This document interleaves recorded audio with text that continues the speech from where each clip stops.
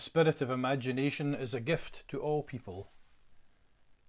The spirit of faithfulness is the gift of the earth. The spirit of love is a gift to the church in every age. We see the flame of the Spirit of God.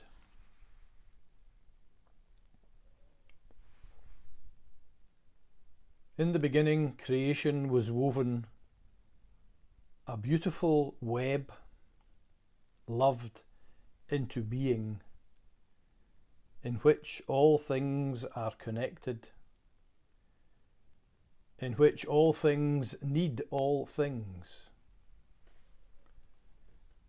We are one in the web of creation.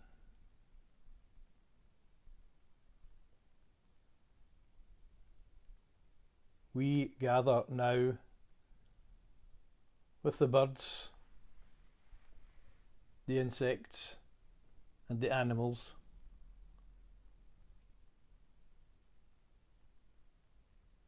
with the rivers and seas, the mountains and trees, with each other, and with love. The weaver present in and through all creation.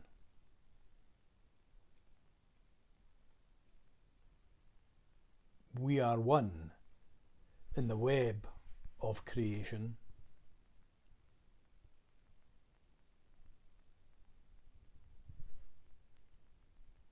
We gather in sorrow. We gather in hope that our prayers and our living might make a difference and be part of the healing of this web which has been so often stretched and torn. For we are one in the web of creation. Amen. Soul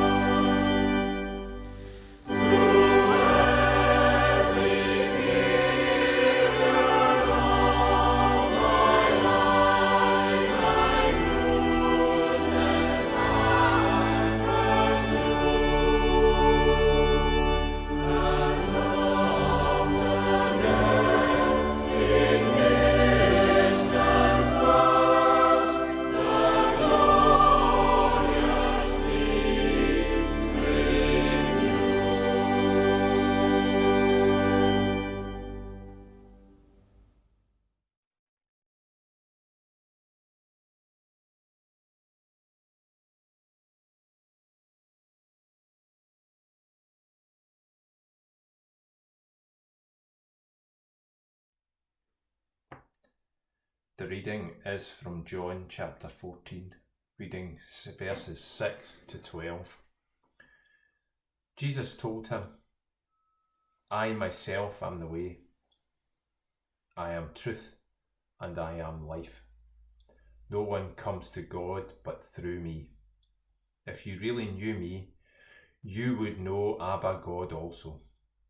From this point on, you know Abba God, and you have seen God. Rabbi, said Philip, show us Abba God, and that will be enough for us. Jesus replied, have I been with you all this time, Philip, and still you don't know me? Whoever has seen me has seen Abba God. How can you say, show us your Abba? Don't you believe that I am Abba God, and God is in me? The words I speak are not spoken of myself. It is Abba God, living in me, who is accomplishing the works of God. Believe me, and that I am in God, and God is in me. Or else believe because of the works I do. The truth of the matter is, anyone who has faith in me will do the works I do, and greater works beside. Why? Because I go to Abba God, and whatever you ask in my name I will do, so that God may be glorified in me.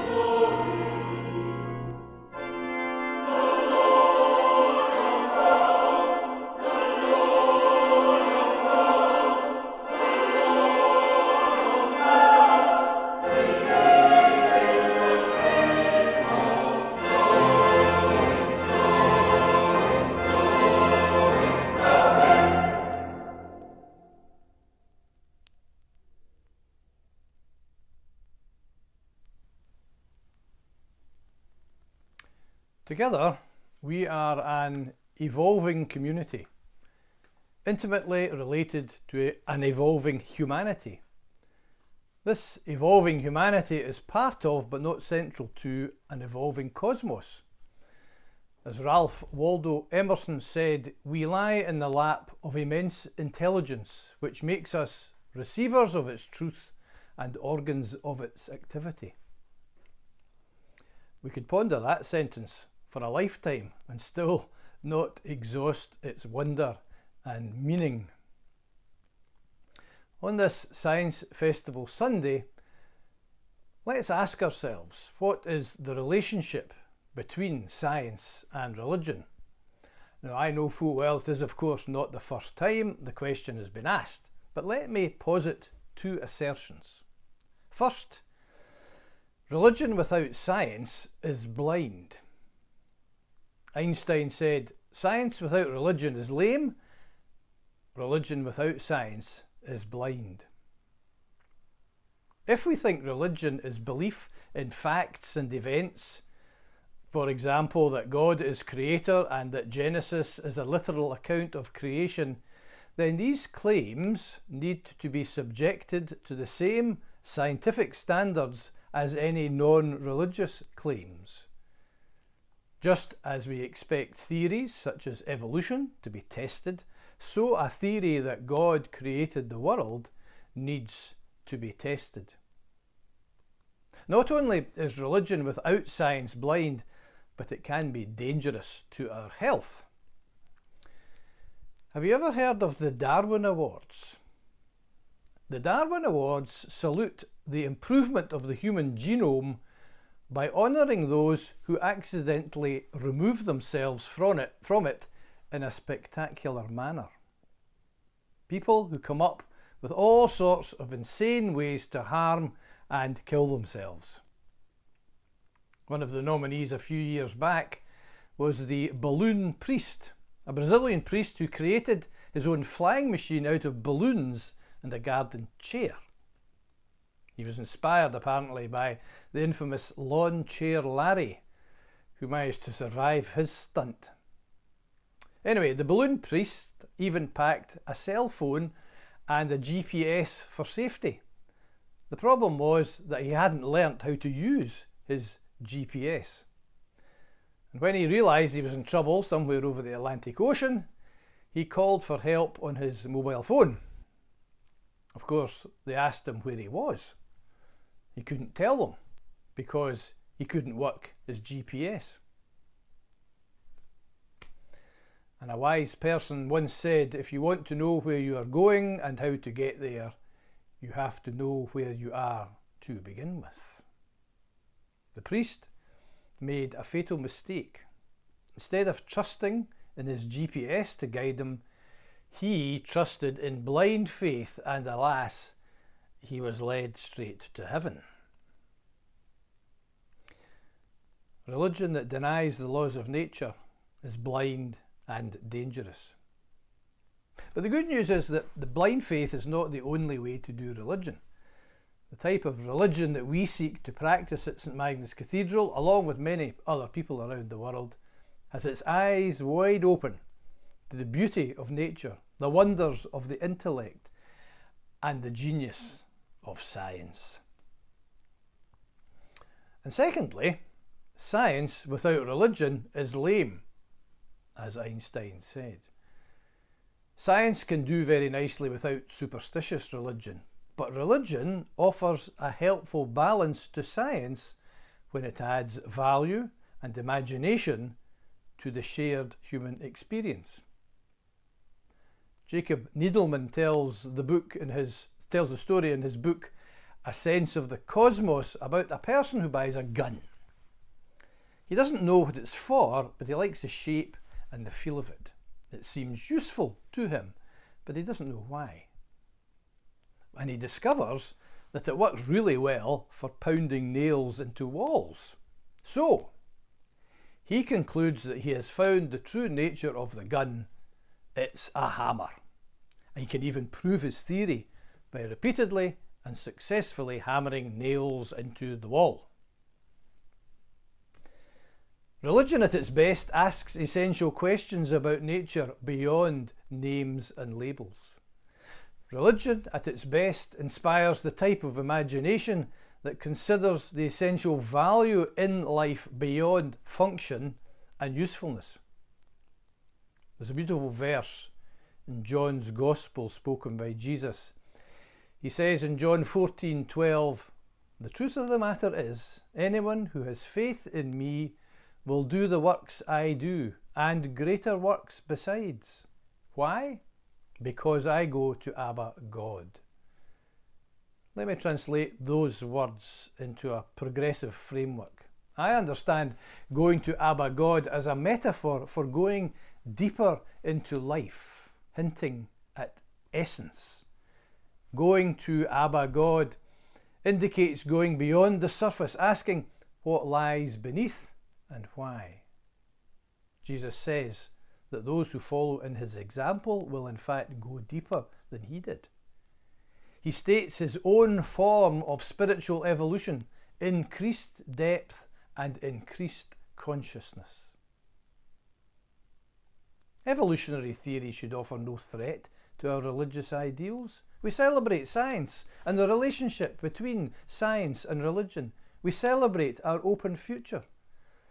Evolution speaks to the highest spiritual ideas of grace, connectedness, and an open future.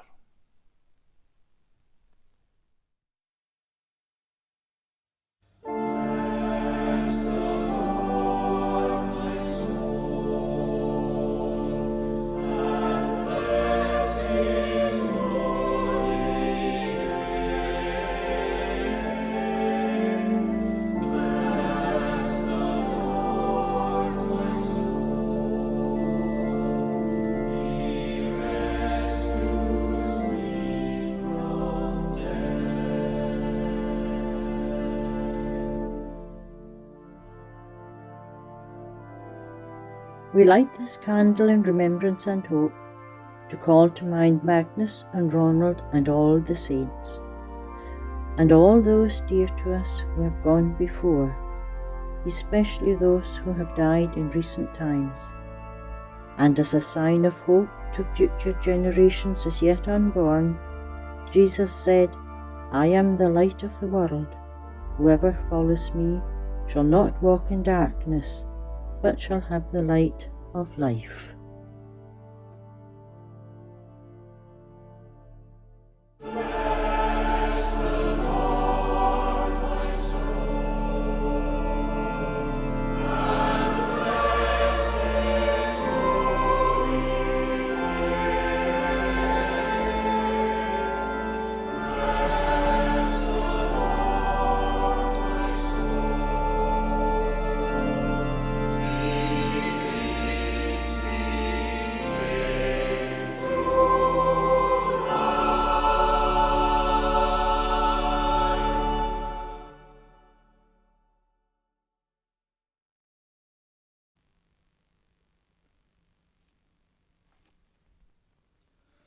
A prayer. We stand with awe and gratitude as members of the bountiful and good creation.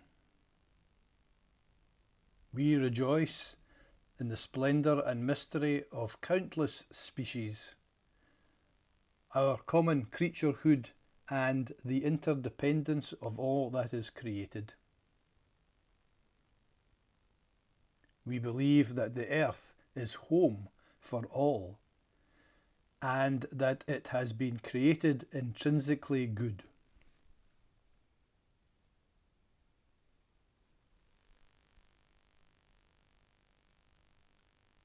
We lament that the human species is shattering the splendid gifts of this web of life,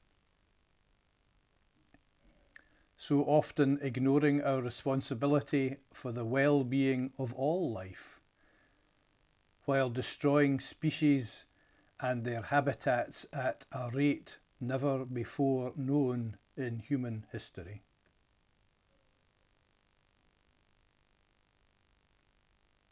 We believe that the created world is sacred, a revelation of divine influence and gracious presence filling all things.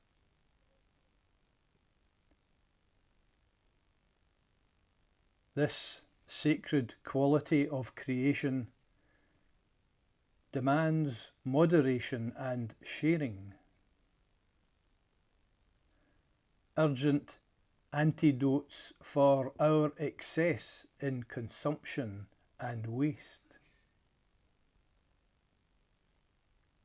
reminding us that economic justice is an essential condition of ecological integrity.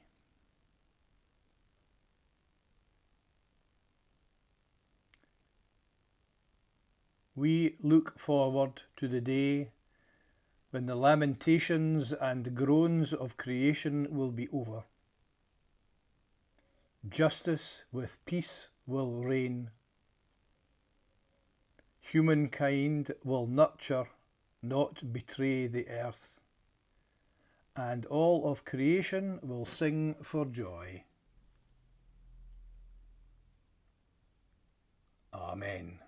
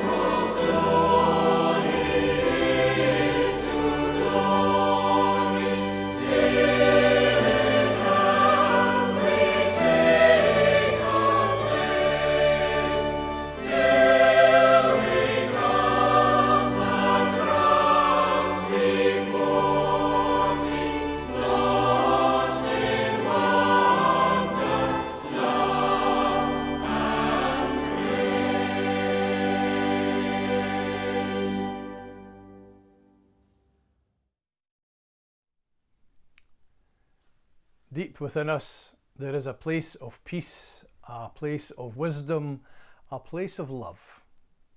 May this sacred centre be your guide. May it be your strength for the journey. May it fill you with hope when all seems hopeless. And may it lead you to know the sacredness in all. May you stay safe in the way of Christ. And may you be blessed by His Spirit this day and always. Amen.